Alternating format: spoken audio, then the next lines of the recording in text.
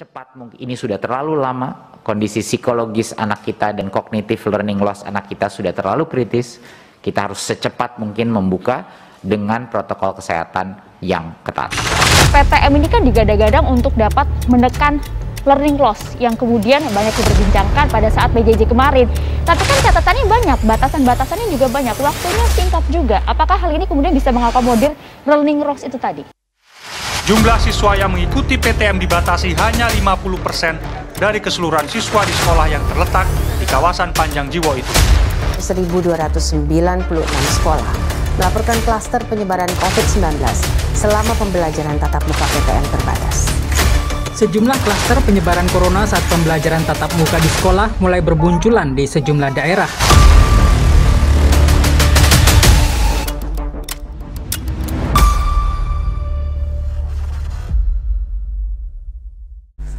Tutup kita. Aku print rapot kok ya. Walah. Oke. Masalah lagi. Ya. Selalu ada masalah. Selalu ada masalah. Ya, sepengetahuan kita dan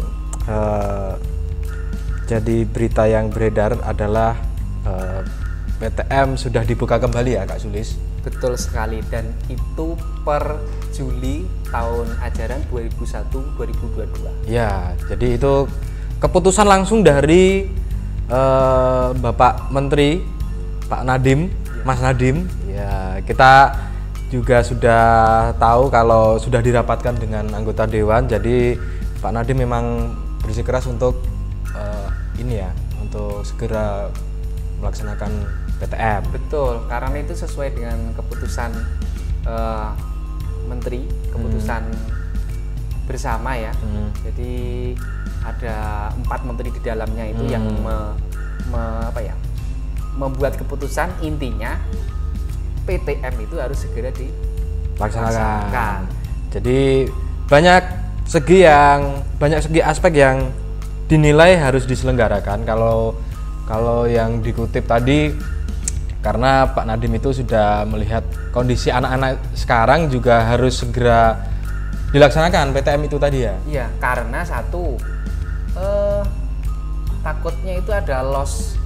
Ada loss ya terkait pembelajaran apapun itu. Anak sudah jenuh, di rumah mau ngapain bingung. Ya. Jadi memang harus perlu ada pembelajar, itu kata Pak Menteri. Ya. Dan keputusan sudah diketok palu dan sudah diselenggarakan, tapi dengan ada beberapa batasan. Ya, itu kalau Kak Sulis tadi sudah punya bahan ya? Sudah punya bahan. Terus dan batasan-batasan itu ini ya, oke lah, itu kan masih kondisional. Akhirnya pada ujungnya itu adalah diselenggarakan dengan keputusan daerah. Betul. Nah, itu memang kalau keputusan PTM, jadi pembelajaran tatap muka itu mengacu pada daerah.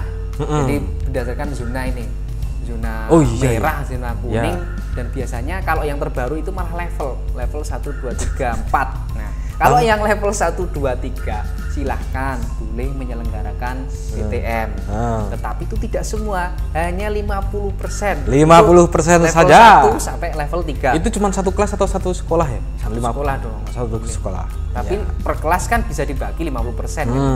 Itu kalau level 1 sampai 3. Level 4, jadi PPKM level 4 sama sekali tidak boleh tatap muka. No. Itu masih ada ya beberapa daerah yang masih level 4. Jadi ya belum bisa menyeluruh se-Indonesia untuk penyelenggaraan 50% siswa datang ke sekolah. Jadi itu ketentuan daerah masing-masing juga. Kalau di Solo sudah beberapa ya, kalau di Solo itu? Sudah. Kalau di Solo itu kan memang kalau melihat levelnya sebenarnya itu udah level 4, PPKM level 4. Cuman Solo itu kan datanya karena pendatang dari Kudus, dari Demak lain sebagainya ke sini, otomatis ya zona kita merah dong. Meskipun warga kita kan tidak terpapar, tetapi kan data itu yang masuk ke Solo sehingga Solo masuknya zona merah dan masuk level 4. Akhirnya itu dibanding ke Gubernur Jawa Tengah sama Pak Ganjar. Kebetulan wali kotanya Mas Gibran lah langsung dibanding ke sana. Kalau begitu kan tidak adil. Masyarakat kita paling levelnya maksudnya 2 atau 3 lah PPKM-nya. Atau juga beritanya pencapaian vaksinasi sudah hampir lebih 100% kan ya. Terus nggak adil dong kalau kita di level K4 gara-gara kita zona merah karena pendatang yang rekomendasi rumah sakit kan. Betul. Nah, ini kan sudah dari bulan Juli. Betul. Bulan Juli penyelenggaraan PTM sudah digodok, sudah dipikirkan secara matang, dan pada akhirnya ya tetap saja bukan tetap saja, itu bagian dari resiko sih. Jadi akhir-akhir ini banyak diberitakan kalau munculnya klaster sekolah. Iya. Karena PTM itu ya. Klaster baru virus di wilayah sekolah. Waduh. Jadi kalau menurut artikel yang saya baca itu penyelenggaraan PTM itu masih bisa kalau penyebaran itu tidak lebih dari 5% di daerahnya. Betul. Kalau semakin melonjak, otomatis PTM harus dibatalkan dulu. Iya. Sebenarnya enggak dibatalkan juga sih. Apanya? PTM-nya. Terus meskipun itu 5% ya, kasus misal di dalam sekolah ada PTM 5% untuk kasusnya. Itu nanti tidak langsung dihentikan PTM-nya, tidak. Tetap dilanjutkan PTM, cuman yang benar-benar nanti kan di screening dan lain sebagainya. Nah, itu yang di karantina, sisanya lanjut aja PTM gitu. Itu yang terbaru sih yang aku baca. Di Jakarta juga loh, di Jakarta aja pusat di ibu kota itu temuan-temuan data baru tentang penyebaran juga banyak yang muncul, apalagi di daerah kan ini konsentrasinya untuk vaksinasi juga untuk sekolah, anak sekolah ya kan. Ini sedang digenjot baru supaya pencapaian PTM itu bisa dilaksanakan. Nah, sekarang kita ngomongin gini aja deh. PTM terus beresiko dengan penyebaran. Berarti kan ada hal yang harus ditangani dalam suatu sistem ini. Kalau menurut saya, yang harus dijaga itu adalah dari lingkup keluarganya dulu. Karena ketika ada loh, sebagai contoh satu, murid ke sekolah, murid berangkat ke sekolah itu sudah harus memiliki rules-nya sendiri. Mungkin harus diantar dengan orang tua. Tidak naik angkutan umum kayak gitu. Terus pulang dari sekolah ya juga harus pulang, nggak boleh main kayak gitu loh. Jadi dari satu anak ini, kalaupun dia pergi kemana-mana kan dia juga berpotensi untuk menimbulkan kayak gitu loh, Kak. Betul. Jadi kan kalau menurut saya seperti itu. Jadi kalau tadi saya mikir-mikir, ini berarti sistemnya ya yang harus dijaga emang dari keluarga dulu, dari lingkup keluarga, lingkungan yang paling dekat. Terus yang kedua itu anaknya juga. Iya. Pengaruh anaknya juga sih. Pengaruh anaknya juga sih. Maksudnya tentang edukasi. Oke lah, kamu bisa berangkat ke sekolah sekarang.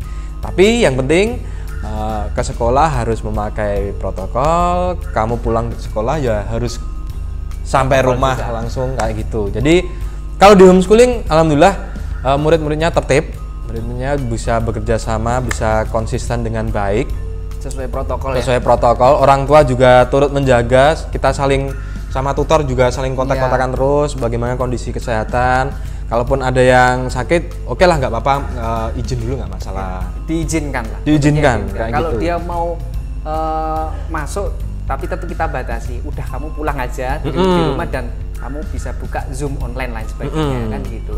Jadi tetap ada kondisional ya. Ya betul. Situasi-situasi kondisional yang tidak terduga itu tetap ada. Jadi walaupun dari pusat, dari pemerintahan, Pak Nadiem pun juga emang mengharuskan 2021 ini pokoknya pengen bisa PTM. Kita juga bersyukur sih dengarnya. Itu kan wah, ada titik terang lah untuk penyelenggaraan ini. Cuman kan pandemi ini kan situasinya belum dikata membaik kayak gitu. Beda kalau yang di negara-negara Eropa, mereka sudah oke karena vaksin tercapai. Vaksin tercapai, terus masyarakatnya juga sama-sama saling menjaga, saling berkoordinasi dengan pemerintahan juga baik. Nah, kita sedang tahap prosesnya lah.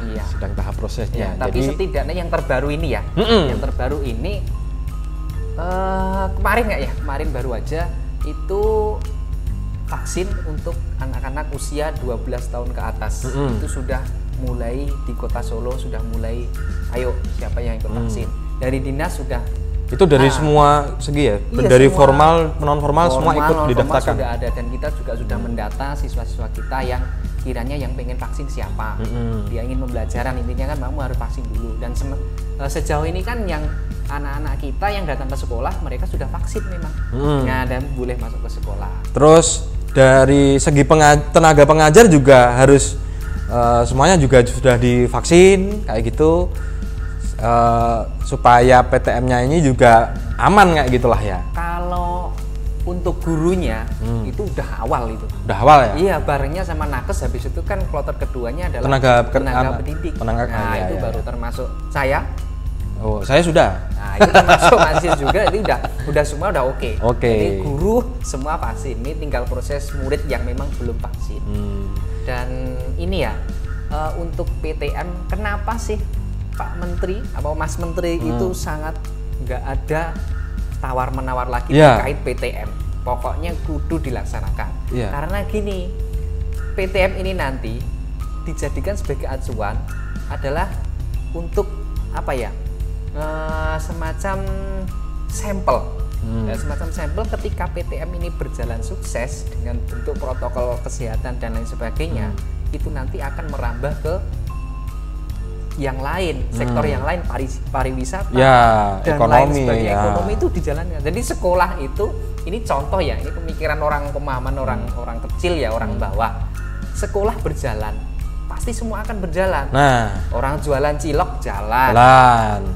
Terus apalagi angkutan ya jalan. Terus nanti pensi ada jalan, semua jalan. Jadi sekolah itu bagian indikator sampel untuk berikutnya. Jadi memang Menteri mau tidak mau, sudah ada harga mati untuk PTM.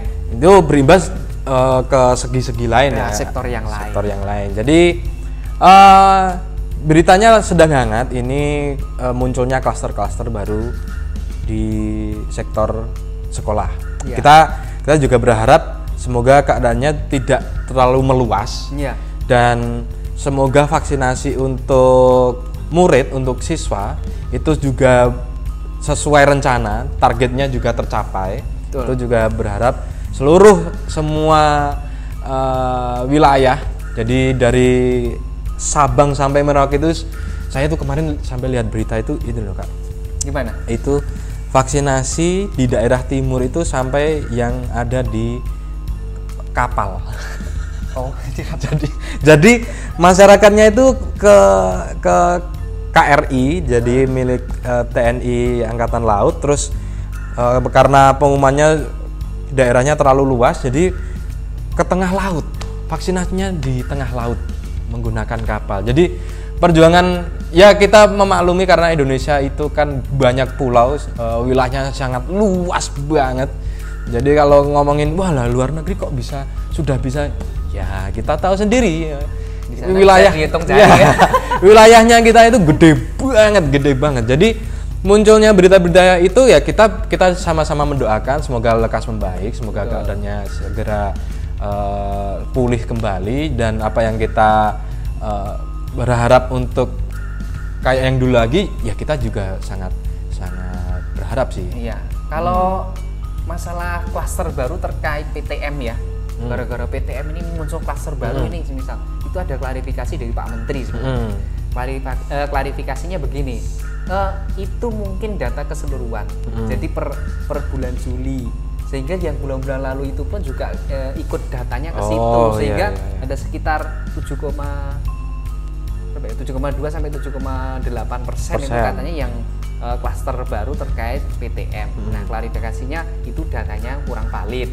Nah, ditambah lagi, kalaupun memang itu benar-benar ada klaster baru, nah caranya penanggulangan bagaimana sih? Nah, itu dijelaskan pula sama Pak Menteri dalam laman Kemendikbud. Nah, itu dijelaskan begini. ketika di sekolah itu terindikasi terpapar COVID semisal ada klaster baru atau semacamnya, itu dilakukan screening, tetap PTM berjalan, tetapi yang memang benar-benar positif itu dikarantina, sisanya tetap berjalan. Jadi benar-benar memang protokol yang jadi pokok ya, supaya memang PTM itu berjalan. Ketika protokol jalan, PTM berjalan pasti. Jadi memang ini ya, kalau menurut Mas Menteri emang PTM harus tetap kudu dijalankan ya. Jadi penanggulangannya juga sudah didesain ya. Sedemikian mungkin. Iya, jadi pemerintah itu juga memikirkan ini kalau hal-hal seperti ini terjadi bagaimana, itu sudah dipikirkan.